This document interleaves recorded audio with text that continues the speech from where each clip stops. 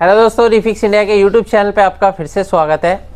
तो दोस्तों आज की वीडियो में हम देखेंगे कि पैनल के अंदर नो पिक्चर कंडीशन आती है। ज़्यादातर जो LG का पैनल है ये मार्केट में काफ़ी अवेलेबल है और इसके अंदर जो दिक्कत है कि नो पिक्चर की कंडीशन में अभी हमारे पास फ़िलहाल तो अभी हमने इसके ऊपर अपना बोर्ड लगा के हम चेक कर रहे हैं कि जो हमारा पैनल है इसकी अगर हम सभी वोल्टेज चेक करते हैं तो क्या क्या हमारी वोल्टेज बनती है, क्या क्या नहीं बनती।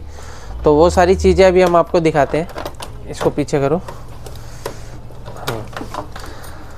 अभी आप यहाँ पे देख सकते हैं मैंने सेट को ऑन किया है। ऑन करने के बाद अगर हम इसकी सभी बेसिक वोल्टेज चेक करते हैं तो कि पैनल जब भी हमारा नो पिक्चर की कंडीशन में आता है तो सबसे पहले हम इसकी बेसिक वोल्टेज चेक करते हैं। बेसिक वोल्टेज क्या रहती है, जैसे 12 वोल्ट, 3.3 वोल्ट, 1.2 वोल्ट और हमारा VGH हो गया, VGL हो गया, AVDD हो गया, ये सभी हमारी क्या रहती है, बेसिक वोल्टेज रहती है। बेसिक का मतलब ये आपकी सभी पैनल में यही बनेगी जब भी आपका पैनल ऑन होगा, ठीक है ना। और ये इस पैनल की नहीं, सारे पैनल की कहानी है, चाहे वो कोई भी पैनल हो। तो कभी भी इस तरीके की दिक्कत आती है, नई पिक्चर नहीं आ रही है। तो यहाँ पे अगर हम देखते हैं तो 12 वोल्ट हमारा ओके है। अगर 12 वोल्ट ओके है तो इसका मतलब क्या है, मदरबोर्ड से हमारी सप्लाई परफेक्ट है ना। अब ये 12 वोल्ट की सप्लाई जो है हमारी सीधी कहा जाती है DC टू DCIC में जाती है। ये DC टू DCIC का क्या काम होता है, 3.3 वोल्ट निकालती है। यहाँ पे 3.3 वोल्ट की जगह देखो क्या वोल्टेज आ रहा है, 0.593, ठीक है ना। तो मिली वोल्ट में आ रहा है, हाँ 6 मिली वोल्ट मान के चले। तो यहाँ पे जो वोल्टेज आ रहा है तो ये वोल्टेज तो सफिशिएंट नहीं है, क्योंकि हमारे को तो 3.3 वोल्टेज प्रेजेंट करना है यहाँ पे। अभी जब तक ये वोल्टेज नहीं बनेगी तब तक हमारा आगे का प्रोसेस काम नहीं करेगा ना। तो आपका AVDD बनेगा। तो यहाँ पे देखते हैं AVDD क्या कंडीशन है। तो यहाँ पे आप ये देखो, यहाँ कोई वोल्टेज नहीं है। ये देखो AVDD की जगह क्या है, 12 वोल्ट की सप्लाई है नहीं। अगर AVDD पे वोल्टेज जब बूस्ट हो जाता है तो वोल्टेज क्या होता है, 12 से इंक्रीज हो जाती है, 12 से बढ़ जाती है, यानी 14 भी हो सकती है, 15 भी हो सकती है, 20 भी हो सकती है। तो अलग अलग वोल्टेज यहाँ पे बनती है। तो देखो बेसिकली होता क्या है कि इस पैनल के अंदर यहाँ पे आप देखोगे तो ये हमारी IC लगी हुई है। ये हमारे वैसे बेसिकली 2 ट्रांजिस्टर से मिलके यहाँ पे एक IC बना के लगाई हुई है और यहाँ पे एक DC टू DCIC है। और इस DC टू DCIC के अंदर क्या है, लेवल शिफ्टर IC कंबाइंड है। कौन सी IC?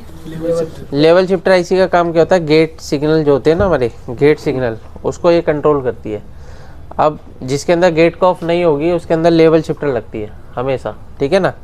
अब लेवल शिफ्टर IC को चाहिए VGL वोल्टेज, क्या चाहिए, और चाहिए VGH वोल्टेज, VGH और VGL। तो VGH के लिए जो हमारा सर्किट है वो यहाँ पे बना हुआ है और VGL के लिए सर्किट ये बना हुआ है। ये VGH का सर्किट है। यहाँ पे देखोगे तो VGH का पॉइंट हमारे को यहीं कहीं पे मिल जाएगा, ये रहा देखो VGH, और ये हमारा VGL के लिए है, ठीक है ना। तो अभी अगर हम देखते हैं तो बेसिकली इस IC को क्या चाहिए, 3.3 वोल्ट चाहिए, ठीक है ना। जब ये IC ऑन होगी तभी हमारा पूरा सर्किट काम करेगा, नहीं तो ये IC क्या होगी, प्रोटेक्शन में चली जाएगी।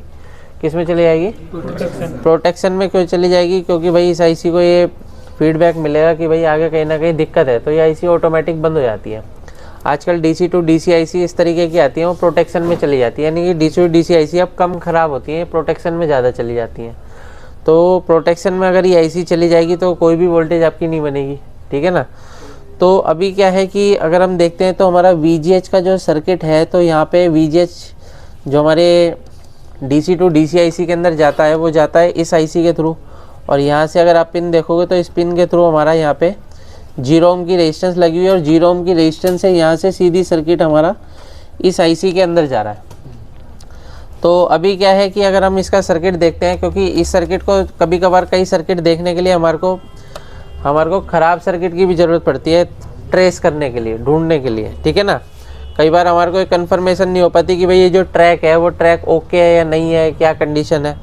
तो अगर मैं आपको दिखाता हूँ तो इसके अंदर जो कंडीशन बन रही है, यहाँ पे अगर हम देखते हैं तो इसका जो VGL पॉइंट है, तो VGL पॉइंट का अगर हम यहाँ पे देखेंगे तो ये देखिए इस वाले पॉइंट से क्या है, हमारे को कंटिन्यूटी मिलेगी। यहाँ पे देखो, ये देखो ये मिल रही है, ठीक है, यहाँ से। और ये ट्रैक अगर आप देखोगे तो ये ट्रैक यहाँ से सीधा हमारा इस पॉइंट पे जा रहा है, यानी कि यहाँ पे एक रेजिस्टेंस लगी हुई है और ये रेजिस्टेंस एक टेस्टिंग पॉइंट पे आ रही है और बेसिकली इसी रेजिस्टेंस से सप्लाई इसके अंदर जा रही है। तो इसी तरीके से अगर हम यहाँ पे अगर सर्किट देखते हैं तो इसके अंदर हमारे को जो सर्किट में टेस्टिंग अगर हम करते हैं, पहले सेट को बंद कर लेते हैं और जब हम यहाँ पे चेक करेंगे तो ये देखो यहाँ से हमारे को जो ट्रैक है वो यहाँ पे मिल गया, यहाँ पे भी आ गया, लेकिन यहाँ पे नहीं आ रहा, इस पॉइंट पे नहीं आ रहा है। देखो इस रेजिस्टेंस पे, ठीक है ना, ये तो आ गया यहाँ पे, इस कैपेसिटर तक आ गया और यहाँ पे नहीं आ रहा, ठीक है। तो यहाँ पे क्या है कि ये हमारा जो टिकोन है काफ़ी रस्टेड है। यहाँ पे आप ये देख सकते हो काफ़ी जगह काला काला सा हो रहा है, हर जगह हर पॉइंट इसका काला है। तो कईयों के जो कस्टमर के घर होते हैं ना, नाले के आसपास होते हैं, जहाँ पे गैस की वजह से क्या होता है, मॉइस्चर ज़्यादा आता है, जिसकी वजह से क्या होते हैं, ट्रैक गल जाते हैं। क्या होते हैं, ट्रैक गल जाते हैं। ट्रैक गलने की वजह से इस तरीके की दिक्कतें आती हैं। ट्रैक क्या होता है, आपका काला होता है, आप जैसे ही साफ़ करोगे वो ट्रैक बिल्कुल ब्लैक हो जाएगा, यानी बिल्कुल प्लेन हो जाएगा, वो ख़राब हो जाएगा, ठीक है ना। तो अभी हम क्या करते हैं कि यहाँ पे एक जंपर लगाएंगे और जंपर लगा के चेक करते हैं कि क्या कंडीशन है। जंपर लगाओ भाई ज़रा, तो आप जंपर लगाओ इसके अंदर। अभी अनिरुद्ध भाई है, ये अच्छे से जंपर लगा पाते हैं। छोटे जंपर पे आप ज़्यादा प्रैक्टिस करोगे तो आपको भी आसानी होगी काम करने में, ठीक है ना, क्योंकि इस तरीके के काम जो रहते हैं वो हैंड प्रैक्टिस, यानी कि जो हमारा हैंड स्किल होती है वो अच्छी होनी चाहिए इन कामों में, ठीक है ना। कई बार क्या होता है कि आपने जंपर लगाया और दूसरी पिन से टच हो रहा है तो फिर फॉल्ट बढ़ जाएगा। ये लो,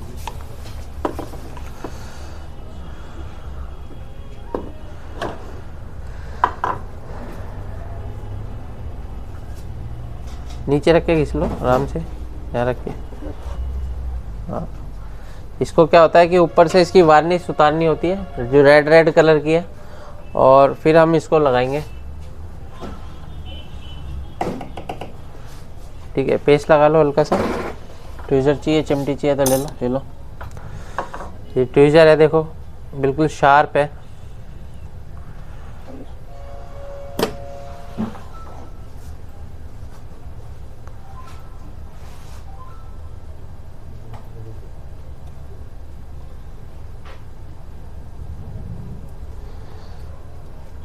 ठीक है, ब्लेड ले लो या किसी भी ट्वीज़र से कट कर लो। ये लो,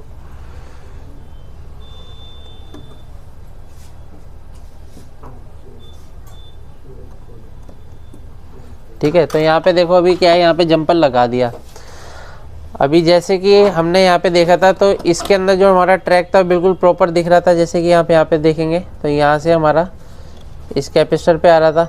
ये देखो, ये कैपेसिटर पे आ रहा है, ये ट्रैक है, कैपेसिटर पे आ रहा है, दूसरे कैपेसिटर पे आया, इस रेजिस्टेंस पे आ गया। इसके अंदर क्या हो रहा था कि दोनों कैपेसिटर पे आया था लेकिन रेजिस्टेंस पे नहीं जा रहा था। अब यहाँ पे रेजिस्टेंस पे भी आ गया, ठीक है।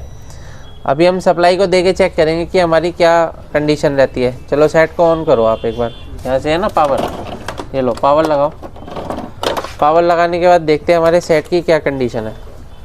जब भी रस्टेड सेट आते हैं तो उसको आपको पहले फिजिकली ज़रूर चेक करना है। फिजिकली का मतलब क्या होता है कि कहीं पे हमारा ट्रैक गला हुआ तो नहीं है, जहाँ पे भी ब्लैक है पहले आप उसको खुरच के साफ़ करके चेक करोगे। मोस्टली इसके अंदर ज़्यादातर इसी तरीके की दिक्कतें आती हैं। पे अगर हम देखते हैं यहाँ पे देखोगे तो यहाँ पे देखो 3.3 वोल्ट अभी नहीं बन रहा था। क्यों? क्योंकि 3.3 वोल्ट जो है इसके आगे कोई लोड ही नहीं होगा तो आगे काम नहीं करेगा, क्योंकि लोड क्या है कि इसके साथ ये जुड़ा हुआ है। और यहाँ पे अगर हम देखेंगे देखो हमारा -5 वोल्ट बन गया। उसके बाद अगर आप देखोगे तो हमारा जो है VGH वोल्टेज भी आप देखोगे 27 वोल्ट ओके है, ठीक है ना। तो अभी हमारी सारी वोल्टेज ओके है, तो हमारी पिक्चर भी आनी चाहिए। तो यहाँ पे आप ये देख सकते हैं पिक्चर हमारी फर्स्ट क्लास आ चुकी है। तो इस तरीके से हम किसी भी सेट को आसानी से रिपेयर कर सकते हैं। वीडियो आपको पसंद आए तो वीडियो को लाइक करें, शेयर करें, कमेंट करें। अगर आप भी LCD LED TV रिपेयर की ट्रेनिंग लेना चाहते हैं तो नीचे दिए गए कॉन्टैक्ट नंबर पर कॉन्टैक्ट कर सकते हैं। Thank you friends.